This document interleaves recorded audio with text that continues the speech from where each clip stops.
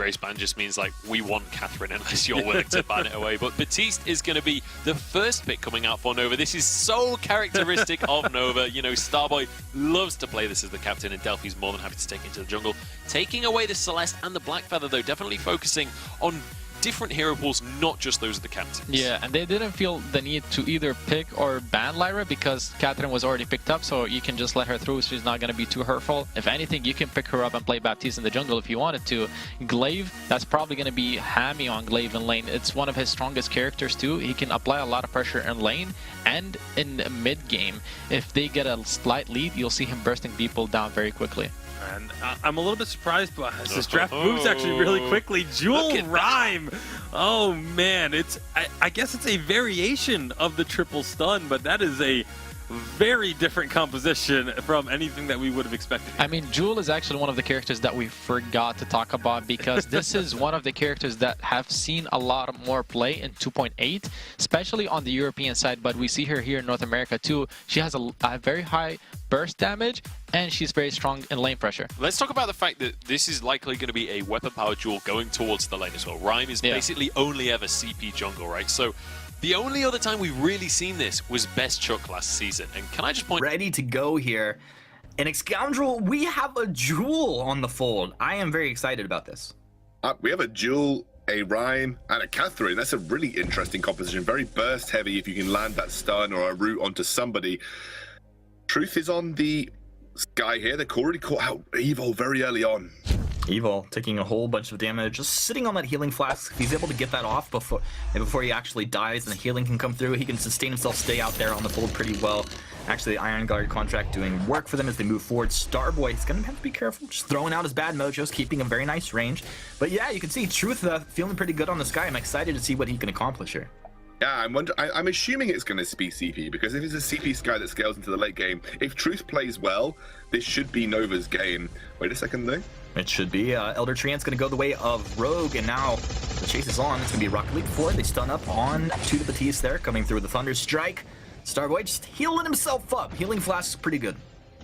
I feel like the majority of this composition is going to hinge on Truth on this this Sky, but obviously we know how good Starboy is on this Baptiste. Starboy kind of popularized the Echo and kind of made it a bit more of a regular item. He kind of brought it for the very first time out, I think, in the VGA on this Baptiste especially, and it was something that we saw him play quite frequently before. The Echo was kind of like a staple item for a lot of these captain players. So a lot of disengage coming out from Baptiste, and a triple melee composition is going to be vulnerable to a double Baptiste ultimate, especially, you know, if they block the first one, you've still got to worry about the second one. They're all going to be within range of it. They're all going to be getting it full force, especially if they're trying to barrel onto one target. So keep your eye on Starboy. His disengage potential could be very strong this game, and then we'll have to see how Truth performs from that point forward. But again, majority of this late game is going to come from Truth. Whoa, Evil taking too much damage, knocked back by Lone Delphi, and first blood to Nova. A very clean play. And to your point about Starboy and these Fearsome Shades, double Fearsome Shades coming out, I think that it's going to be crucial for them, because Hammy will be able to blow this Sky up once he gets into the late game here. Actually, Lone Delphi, the Ordained is down. Delphi's going to move in with the Afterburn. The Rocket Leap's going to come through. He's stunned up, was able to reposition himself there. That was a dangerous situation. Yeah, but obviously if you Rocket Leap, you still break the Ordained, but you don't get stunned until the end of your animation. So you don't get stunned in the air, you actually complete your Rocket Leap animation, and you're able to then, or your Rocket Jump animation, you're able to then sort of be in the safety of your turret. So it was an ambitious move there. And I think they were relying on Hammy not using that jump to get out of the Ordained and then looking for a good opportunity for the Afterburn. But I think, again, maybe a little bit too slow on the trigger there, and that allowed Hammy the escape. So a good move by Hammy to keep himself thoroughly safe and sound. He's sitting on a lot of gold right now. It is going to be the CP Sky, so Truth just taking the Weapon Blade early on. You do get a scaling on your forward barrage for slow if you've got a little bit of weapon power behind you. So he's maybe got a little bit of the slow in the early game that allowed him to take some favorable duels, but it also helps him with last hitting as well, obviously. Weapon power Sky favor, or you know, any weapon power is going to help you with your basic attacks last hit also. But it is going to be the CP Sky. I imagine it's going to be a Frostburn CP Sky as well. It's going to be very good against almost every member of the rogue composition. So again, I like this very much from Truth. Yeah, you're basically trolling yourself. A lot of times if you don't have a Weapon Blade on that Sky, trying to last hit in lane can be very difficult. The Sky should do great into the Catherine, so I'm excited to see how that plays out. But the whole time, like, if he's able to actually be landing damage, it's because Starboy and Delphi are controlling this fight. If the Jule's able to get on target, both the Batiste and the Sky are incredibly squishy targets. And I mean, I was actually very shocked that we haven't seen, even to go through the last few updates, too much Jule. Because the burst damage that comes out of a weapon Jule is insane. I think if you play perfectly Humanist, playing Jule relies on, for me, like, Jule relies on enemy positional errors more than anything. Because she's only got that one gap closer, and everything else beyond that is a little bit more harder to pull off. A nice Suri strike. Oh, that's not what you're looking for. Hammy under the turret, he's gonna go down. Actually, that's even a fountain coming out, and a complete disaster for Rogue. I guess I caster cursed him there, but I mean, I still believe in the Jule. Oh, absolutely. If you can get onto Truth after he's just used a Suri strike, you can land at least 1 or 2 of those Thunder Strikes, you're gonna hit like a truck, buddy. You are gonna absolutely shred. That was such a disaster. Like, Valkyrie got used, the rocket leap underneath the turret didn't connect either. Rogue are really forcing it here. But I feel like they just need to clean up their shot calling, and maybe, you know, if you feel like you're gonna be out of position, they just gotta call it out to each other and not commit like that. Truth does pick up the Frostburn, so there we're going to start to see the huge slowing effects on these triple melee carries. Position is really important in lane. You can see here, Rogue are trying to buy time for the turret. They have got a very quick turret shredding team, especially with this duel. They get given any sort of time on this turret, they're going to go to town with it. Pon? Truth? You say pawn, I say truth, but they're going to call the whole thing off. Or anything around here. Rogue looking to apply pressure onto the turret if they can apply a little bit of damage, but Truth, all he has to do is kind of catch through with that Frostburn. Delphi, you're in a bad place. Defensive afterburn, Starboy using the Ordained to hold him in place. Bad Noja is just continuously being thrown out of Starboy. Rogue have Nova pinned down underneath this turret, but I'm not sure that Nova really cared too much, besides Truth being kind of low on energy. I think that's the main point, though. Truth can't clear these waves very quickly, and, you know, the more and more time they get... Oh, he's stunned up, and Truth is taken down. Jule actually, I think, picked that one up with a Thunder Strike there, so a nice play from Rogue. Again, no energy to Suri strike. They knew they could just rush in, and, you know, that's the problem with the CP Sky. That's why you need to invest quite early on into energy regeneration, especially against the triple melee, because it is very crucial that you have the ability to land that Suri strike and get out of harm's way as quickly as possible. I'm wondering where he's going to go. He's maxing forward barrage here. That is pretty much the accepted CP Sky max now because of some of the damage reductions that took place to non-locked on targets, but I often into sort of a heavy melee compositions where I'm expected to kite often. I often actually like to max the Suri strike because you get it off cooldown more quickly, but your damage will be severely limited because of the way that the lock-on bonus works now. Yeah, I hear you. I think he's gonna need to be able to dance around in these fights, but it's kind of like if you get caught, you're just absolutely caught. And there's a lot of ways that they can go ahead and lock him down there. So just connecting with the forward barrage could be a really big deal for them. It's also a huge jump when you get the overdrive. That last point really boosts the damage on that. Starboy is now level 6. He has not got a Crucible online for Evil yet, so there's a small window of time where Nova are going to be safe, you feel, for the most part from these engages, and they'll be able to protect themselves against the siege onto this tier 1 turret here. Starboy working towards what looks like his own Crucible. Obviously, the Blast Tremor could be pretty impactful in these fights, so he's going to need to be able to block that up. And then I imagine Echo will be very shortly on the cards after that. You can see how much Nova are investing in anti-sync, just clearing these waves as much as possible. Truth here, close to finishing up the Eve of Harvest. He looks like he's going to share the backs, but they have to be very careful about their positioning here, Humanist. If they leave it too long, this could be a turret going down. Yeah, it could be, but Rogue is dropped down as well, so there's not going to have that pressure up in the lane, and at least it shouldn't come too fast with the clear speed back here between Truth and Delphi. Looks like Truth getting into the Eva Harvest second item, but that means it's going to kind of delay that significant damage output till he goes for that Broken Myth. We actually even saw the Clockwork as third item earlier being played out. What's your preference here this game? Clockwork's going to give him the ability to kite way more often. It makes him almost unkillable, especially against this triple melee. So it depends what he values more. If he thinks that he's going to be alright with the mobility that he has and he's going to be relying on the damage output, then Broken Myth definitely. But Clockwork just makes Big red button from downtown. Rogue moving in. Valkyrie connects on the 2 on the backside. Delphi trying to frontline for his team. Nothing will come out, keeping him alive. Now Evil, afterburn back, the turret still alive. Evil doing his best, throws his found out at the last second. A very clean job by Evil there. And this should mean Rogue able to take this turret down. The Winter Spire connects. That's the second burst of damage coming through. 320 damage takes that turret down. Now Starboy walks forward, he's stunned up. Winter Spire's there. Truth just throwing that forward barrage from max range. Pawn is the one that's low on energy this time as Nova start to march forward here. Yeah, Pon with no energy and regeneration in his kit at this point in time. No batteries or whatever. Evo does get the stun. Yeah, a nice Surrey to go ahead and dodge out. Death Mode is going to go down. Rogue cannot chase. Lone Delphi, though. Oh, he goes down from the tick damage from Pawn, the original. Pawn's like, here, take a little tasty treat. Doesn't matter if you have to bring yourself out of there. Surrey strike over the mid. Truth able to get the regen there. Connecting with the forward barrage, applying the Frostburn. It appears that Starboy and Truth are considering the chase here. Ordain lands onto Evil. They don't really have enough information to safely move forward. See, the forward barrage does connect there. Scout trap be cleared out. Now, if that was a Nova scout trap, they absolutely pull the trigger there and go for kills. Yeah, absolutely. And Pon, Shattered Glass paying off here, Humanist. That tick damage actually getting what people often forget that about Rhyme's kit, by the way. The tick damage is actually a pretty integral part of how he can deal damage, as you know, over time. And so I really like that, you know, just having that Shattered Glass, it really increases that damage output. There's the ultimate coming out. Doesn't get the kill. The ultimate coming out of the weapon Jewel. Evil finally stunned. Starboy's quite low. The Valkyrie comes down on the top and puts Starboy into the dirt. Truth over the top of the Surrey strike has the forward barrage. It was a blast trimmer. It had nice aim coming out of Evil, but not the intended effect. Delphi hanging out. Just let him know, hey, maybe I'm teleporting, maybe I'm not. If you want to start on this gold miner, they're going to have to respect the fact that Truth and Delphi are hanging around here. Rogue are taking it down. They're doing a pretty good job at this point. Delphi, looks like he's thinking about it, but yeah, he's not going to. Nice stun from Evil there at the end. 400 gold each going the way of Rogue. Yeah, nice pickup again. They have oh, that's a 403 crit. Yeah. Tyrant's Monocle already out for Hammy. Got the lucky strike too, and that managed to slam down onto Truth again. Sky, not one of these carries that realistically wants to build much armor, so it's all going to be about Truth's positioning in these fights. If he gets caught out by even one or two of these Thunder Strikes, he's going down, baby. He honestly won't be able to survive.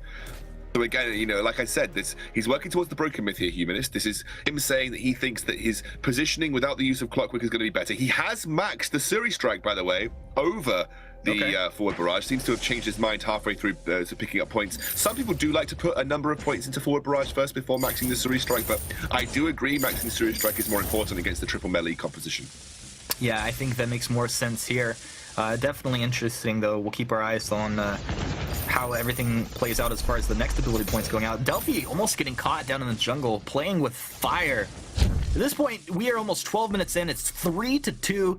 Net worth advantage does go the way of Rogue, as they were able to, of course, take down one turret. They got the gold mine, so they have a little bit of a lead here. I'm really excited to see how this weapon Jewel is going to continue to play out in Scoundrel, because it's starting to really hit that huge burst potential. Yeah, he's got the attack speed now as well, so shorter cooldown on the Thunder Strike can start to slam them down more and more often. It's all about finding the right catch onto Truth, who hasn't got a reflex block, by the way, so even if he just steps a little bit too close to the Catherine, even if he gets caught out by a root coming out from the Rhine, he will go down in an instant. It's such a risky game, and Truth relying specifically on his ability to outplay his enemy at this point in time with little to no barrier for success. It's a very bold move, a Scoundrel, to not pick up the reflex. But I mean, one of the things I'm thinking is the reason he's not doing it is because he's been behind in CS this entire game. Like, Truth has actually been quite a bit under-farmed at points. Now he's catching himself back up here.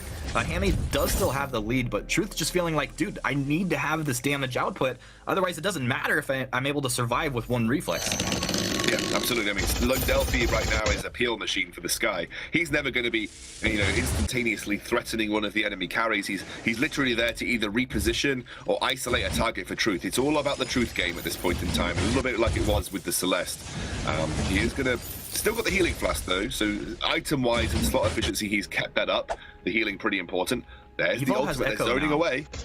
Evil does have the Echo. We'll keep our eyes on that gold miner. Immense gold payout collected. Immense gold payout, 309 gold each. So just stacking up money in the bank at this point. And Hammy hitting like a truck. I mean, even Lone Delphi on the glaive, like if he overextends, it's just gonna take like 2-3 basic attacks, two Thunder Strikes. This glaive will go down.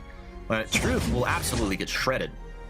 Yeah, again, no armor against the Jewel means you've really got to rely on your dodging skills for the most part to bait them out. It's a pretty significant gold advantage at this point in time because, you know, global objectives all going in favor of Rogue.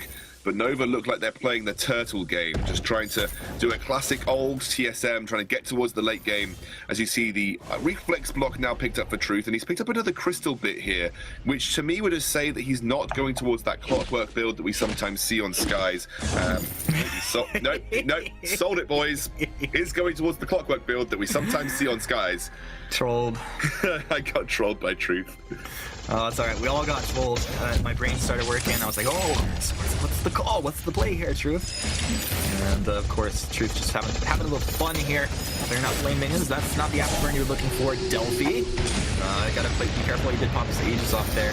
Evo. Quite a bit of damage coming out of Truth with Ford Barrage. He's got 6 broken mist stacks at this point now. Sky is definitely at a point with the broken mist stacks. You have to be careful. If you get yourself out of position, you get caught with the death from above, which is going to come up in just a second here. Bond's actually going to boot back. Rogue find himself in a bad position. Stun will catch Evo on the edge. Death from above splits Evo off. One blast from a couple to go. Evo throws the fountain, stays alive. Hammy, he's in. He's on target. He's onto the sky. He's doing some damage. He's able to get one. Now on the backside, Delphi. He's getting chopped down by the Rhyme. He's able to afterburn over the wall. A big red button coming out wild from Hammy, but Rogue just absolutely turning it around. And Kieran, right there was the power of the weapon Jewel. You want to play games? Let's go. He had the boots up as well. He jumps in, has the reflex block, runs straight at Truth, who felt that he was untouchable. I gotta say, Starboy maybe a little bit late to the trigger with that fearsome shade. It might have been used to greater effect to try and peel Hammy away instantaneously, but my goodness, that damage coming out shows you exactly why you have to always consider where a CP Jewel can actually land. They shred through the Kraken. It is a weapon power Jewel. It is a weapon power Jewel after all, and they shred through that Kraken. Oh, now it's all on the defensive for Nova. Dude, okay, how about a round of applause for Evo as well? Like, he baited that one out. Waits self-fountains just at the last second, stays alive, lands a blast trimmer as well. Oh, Thunderstrike, 482 damage coming out. The turret just gets melted here. Big red buttons are just style points. They're just like a little tickle ability that he can throw out, but it's kind of playing mind games at this point. He's just throwing it off cooldown, sometimes clearing out some lane minions, but Rogue marching down, choke point turret, dropping low. Evo finds the stun. Rocket Leap over the top side. Truth, 3 strikes, 3 position. They're doing a good job. See turret down. Kraken's going to be losing quite a bit of health, and I'm be surprised if Rogue really does actually hang around here. Not just the Thunderstrike. Fearsome Shade should completely cancel that correction on him. Yeah, he used the original Fearsome Shade to disengage with Truth, echoed it out to allow them to take down Kraken. Kraken for 2 turrets. It's what we generally consider about equal between the two teams in terms of gold income. A little bit of an advantage going over to Rogue, but they also have the ability to open up that choke point now. They've got opened up more of the map. They've allowed themselves to expand into the Nova side jungle as well, and that means that there's a lot more pressure on Starboy to maintain that vision control. And you can see in terms of item slots, he's really holding on to that healing flask. And how interesting is it, Humanist, that we are seeing a lot of these players hold on to healing flask for a very long time in these games. You know, we're getting to 15 minutes and players still have it in their inventory. We know it scales up so well. It's a scaling healing item, but you know, Starboy prioritizing it over a scout trap placement, a slot. Yeah, I mean, it's a bold move, but it's an incredibly good item. He'll have to be careful about that, though, as it could come back to bite them in the butt here. Maybe also the point that he's not able to actually get out on the map to apply scout traps down for vision. So at this point, Flare is the big priority, having something to keep himself alive. And I think also the fact that the Batiste is just really not the tankiest of captains. No, absolutely. Gives him that shield, gives him that healing, allows him to find opportunities to cast that fearsome shade, which is going to be so influential. The problem with not having scout traps, though, is you're always playing blind on the map, so you've got to be using those flares on almost every brush to make sure that you aren't getting caught up by a face check. And you quickly run out of those if you're flaring every single brush in the game. And you can see Starboy already gone through 4 and realistically hasn't really advanced the team up the lane or even into the map a little bit too much. And with Kraken spawning in the next few seconds, you almost feel like Nova are going to be pressed to do something here. I feel like we're going to game 3. I'll be real surprised if Rogue aren't able to end this one. Someone's about to get murdered. Hammy has double Tyrant's monocle. This is where Jewel is just a whole bunch of fun. And we'll see how this is going to play out. Nova cannot afford to get caught out. So much pressure on Starboy to connect with these fearsome shades, to block off blast trimmers as well. And we'll see if they can do it moving forward. You know, anyone, what's crazy here is that we've almost like forgotten about Pawn the original. He's 2-0-1. He has a very nice build himself, a huge threat. There's just so much damage coming out of Hammy and control out of Evil. Again, like, you know, Lone Delphi's gone for a breaking point here. Feels like he's going to be playing the sustained war game against this rogue lineup, which is interesting because if I was Delphi, I would have said, Sora plays enough. I'm going full defense. I'm here to peel exclusively for Truth. You know, and all of my sort of win condition would have been placed on Truth himself, and everything that I do as a glaive would be specifically there to help peel for him and get the jewel away from him, or, you know, find targets for him to set up for the lock on with the forward brush. Look how quickly this Kraken's going down though. My goodness. Can't let this go over. It feels like it's going to be a one game if this goes straight over to Rogue. Weapon Jewel's pretty good. They're moving in here, but with the slight delay, they're going to be too late here. Pawn drops a Valkyrie. They're able to zone Nova out. Very nice job. The Blaster connects onto 3, and Hammy moves in, just going full ham, living up to his name. Truth kiting back with that forward barrage. They have to respect it. Respect it. Respect it, boys. Broken min stack. Starboy stunned up, chopped down, and this is Truth against the world. Truth, show us your mechanical abilities. If Rogue give you the opportunity, Rogue will move forward. Evil finds the sun, and Stray Strike is there. Witchspire comes through, big red button, and Hammy turns around, but Pawn takes the kill. It's an ace for Rogue, ladies and gentlemen. They'll be marching forward and looking to close out game 2 here. That's a big old goodbye from Nova as Rogue secure their second game in the series. There was so much relying on just a single member of the Nova lineup to actually be able to carry this game that it made it very difficult for him. You know, you had to play specifically around that win condition, and if one foot was placed out of position, if you missed one reflex block, if you missed one fearsome shade, if you allowed Jewel that opportunity to get in there, it was going to result in a bad time, and you saw that Truth didn't have that perfect position necessary. His dream